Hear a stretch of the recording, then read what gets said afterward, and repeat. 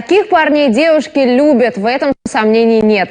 А чтобы показать свою любовь и преданность, самые страстные поклонницы хоккея даже готовы принять участие в нашей специальной фотосессии. Предвкушаем суперматч «Спартак-ЦСКА» вместе с армейской болельщицей. Имя этой девушки Сара Окс. Красотка, певица, модель, а еще болельщица команды ЦСКА. Как вы догадались, ей украсить своими формами, достойными уважительного свиста, афишу предстоящего дерби со Спартаком.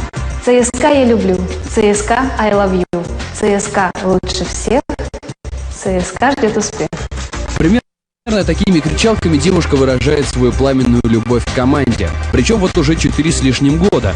Что интересно, с появлением в команде Павла Дацука красавица прикупила абонемент на весь сезон, чего раньше не случалось. Уж очень ей стало интересно, как будет вести себя НХЛовский форвард на российском льду. Я считаю, что Павел Дацук – это достойный и сильный игрок. Известно, что он играл в США, сейчас он играет с нами.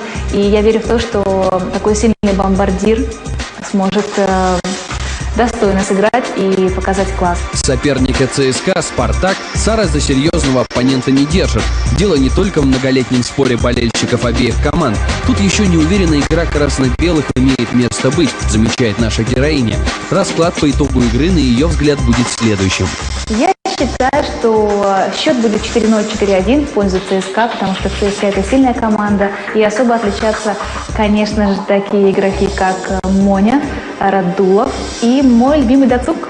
Вообще, ожидания от ЦСКА в текущем сезоне у девушки большие. Изменения в составе, тренерском штабе уже приносят плоды. Команда неплохо держится в своем дивизионе.